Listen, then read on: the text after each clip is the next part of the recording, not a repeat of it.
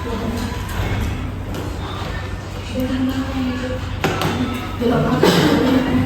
pengurusan Cinderella. Assalamualaikum anak-anak.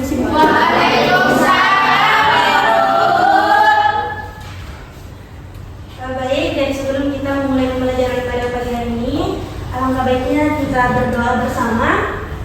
Doa dimulai. Bismillahirrahmanirrahim.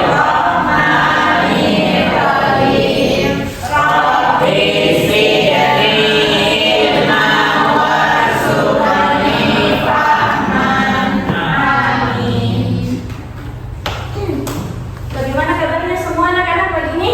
Alhamdulillah nih kalau saya semua wajib. Nah sekarang ibu akan mengabsen. Tolong dengarkan namanya. Ibu. Muhammad Aslan. Hadir Bu.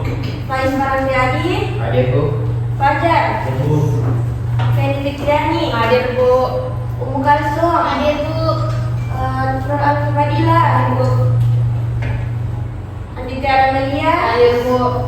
Oke, adik semua dia. Iya Bu. Nah, anak-anakku sekalian, karena kan di minggu lalu pada pembelajaran bahasa Indonesia itu kita memang sudah memasuki bab nanti yang dimana judulnya itu satu tinggi.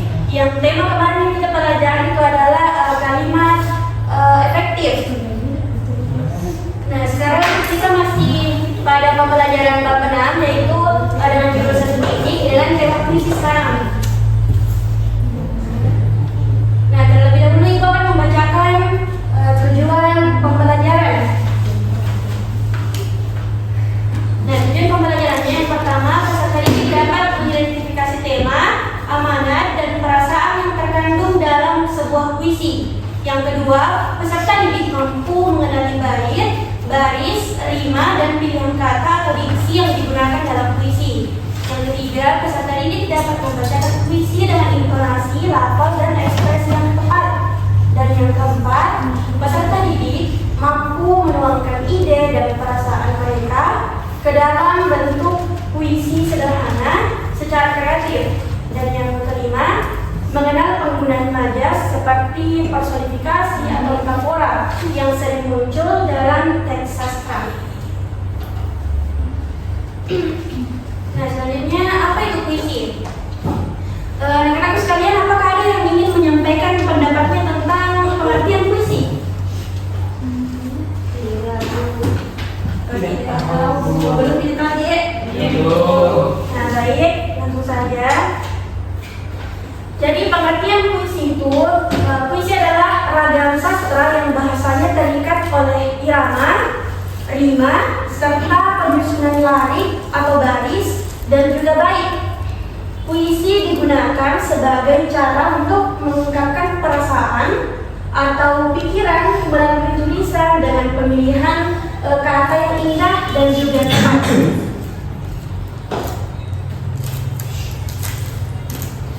Nah, seperti versi yang saya tampilkan di atas, sepertinya judulnya sudah tidak asing bagi anak-anak sekalian karena hampir sama judulnya dengan bacaan yang telah dibaca minggu lalu.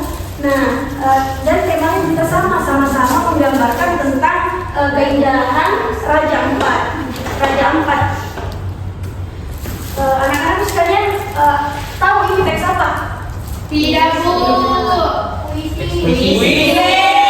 Oh, puisi. Bodoh itu Bu. Enggak boleh didengar tonnya gitu, Nak. Tadi mama. Nah, apakah anak-anakku sudah tahu yang mana judulnya? Tahu. Ya, yang mana? Itu Bu, Raja Ampatku. Sama jawaban anak. Sama. Oke. Aduh, ini pikiranku tuh. Kok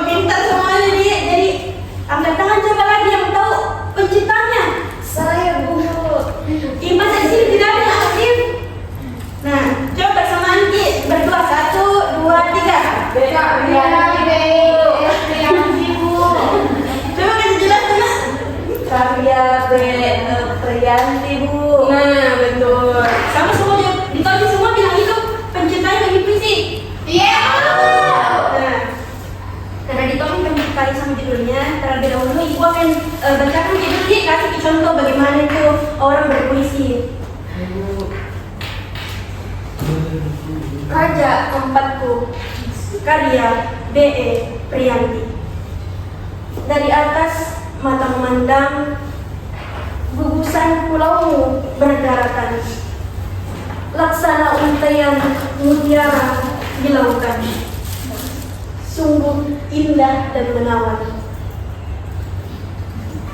Dari bawah mata menyelam, airmu yang tenang membahagiakan, lembayan terumbu karang dan ikan menyapa hangat kehadiran para penyelam.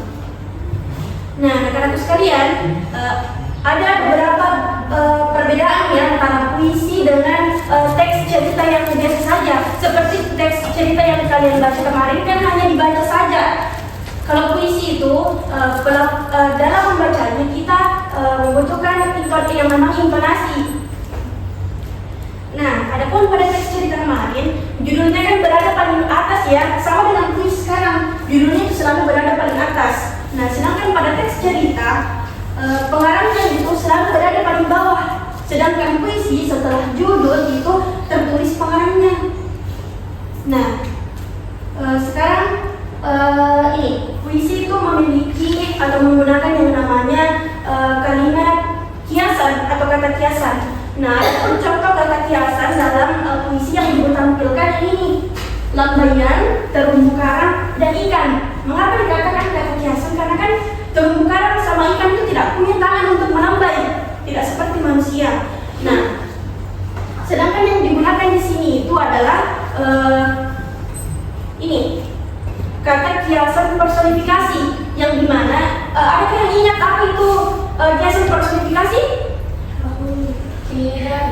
Nah, kiasan personifikasi itu adalah kiasan yang melambangkan bahwa hewan ataupun tumbuhan itu sama seperti manusia.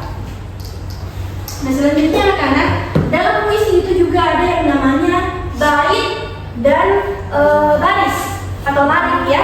Pernah dengar semuanya bait sama baris? Ya,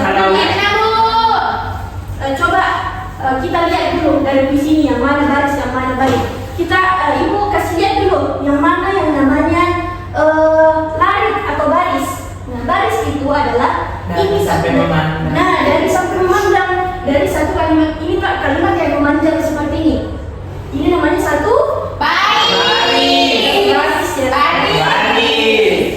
Jadi dari atas mata memandang namanya itu larik satu. Terus yang kedua, gugusan pulau berdaratan. Apa itu larik? Dua. Dan begitu juga seterusnya. Iya Bu. Jadi kalau aku tanya Ki, yang mana lariknya, larik pertama di sini pada kalimat di sini? Dari bawah. Nah, pintarnya semuanya. Terus kalau bertanya lagi Bu Guru, berapa baris semuanya puisi di atas anak-anak? 8 Bu. 8. Coba kita hitung. 8 betul. 8. Nah, coba kita hitung sama-sama. 1, 2, 3, 4, 5, 6, 7, 8. Oke, tepuk tangan semuanya karena betul.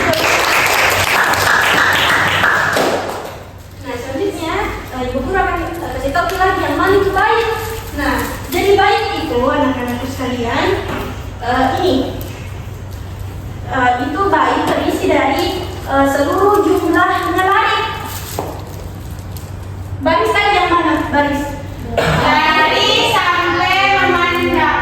Berapa baris tadi ini? 4. Nah, dan jadi jumlah dari keseluruhan barisnya ini 4, itu namanya satu bait. Mengerti? Mengerti. Jadi kalau bertanya Kak, berapa bait puisi di atas? 2. Yang mana bait pertama? Dari sampai betul. Siapa yang bisa sebutkan Kak bait kedua? Angkat tangannya. Saya Bu. Nah, coba ikut. Bait kedua itu Bu, dari sampai penyelam. Nah, bagus. Yang lain mengerti juga? Mengerti. Nah, dalam puisi ini Kita lihat ini hurufnya. Huruf apa ini? Sa.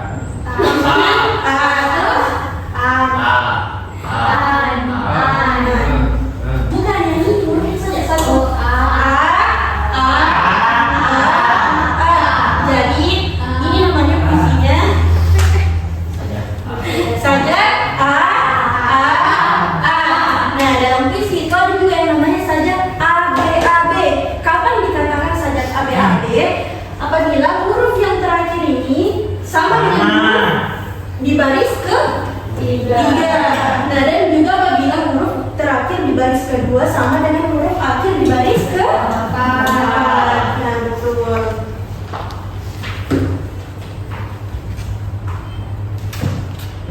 Nah, sekarang menurut KBBI, puisi adalah ragam sastra yang bahasanya terikat oleh irama, matra, rima, serta penyusunan larik dan bait, serta gubahan dalam bahasa yang bentuknya dipilih dan ditata secara cermat, sehingga mempertajam kesadaran orang akan pengalaman hidup, dan membangkitkan tanggapan khusus lewat penataan bunyi, irama, dan juga makna khusus. Nah, ini juga puisi yang termasuk ragam sastra yang bahasanya terikat oleh irama, matra, rima, serta penyusunan larik dan bait. Ada pula puisi bebas yang cara penulisannya lebih bebas, tidak terikat oleh rima, jumlah kata ataupun jumlah lariknya. Nah, ada pun contoh dari kata kiasan tadi yang telah dijelaskan. Nah, contohnya laksana umpayan mutiara di lautan, yang artinya gugusan pulau diumpamakan sebagai umpayan mutiara. Dan yang kedua tadi lambayan terumbu karang dan ikan menyapa, yang artinya karang dan ikan dipersonifikasikan seolah-olah seperti manusia. Yang selanjutnya coba akan bagikan LKPD.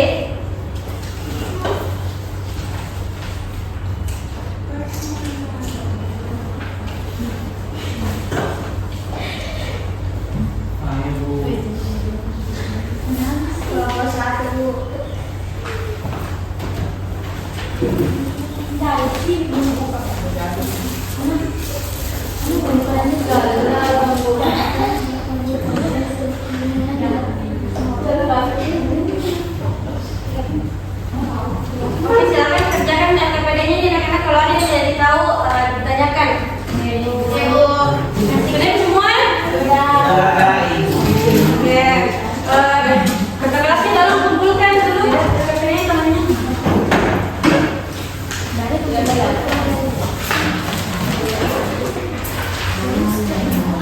Bu, maaf itu ya. Jadi di sini ibu suruh gini, menulis puisi. Nah, ada pun tahap yang dapat anak-anak lakukan yang dalam menyusun puisi. Yang pertama, tentukan tema puisi kalian. Yang kedua, buat daftar kata yang sesuai untuk tempat tersebut. Yang ketiga, carilah perumpamaan atau majas untuk menggambarkan tempat itu atau suasananya. Nah, yang keempat, tulislah puisi kalian di buku tulis. Dan yang kelima, bacalah puisi kalian dengan menyaring dan percaya diri. Dan jika ada kata-kata yang masih terasa janggal atau belum sesuai, kalian dapat mengubahnya lagi. Nah, sekarang sedikit puisi yang bertemakan tentang alam, kayak keindahan alam. Maka begini tugasnya? Ya Bu. Silakan kerjakan dulu.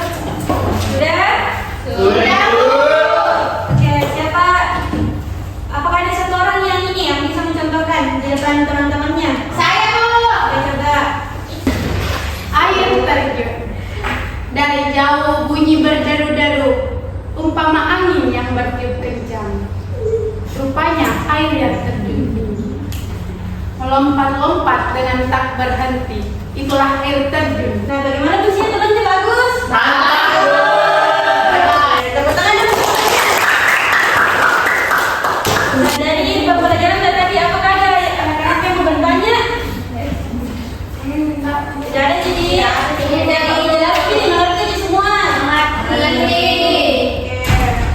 Nah, jadi jangan lupa di minggu depan itu kita akan membaca lagi.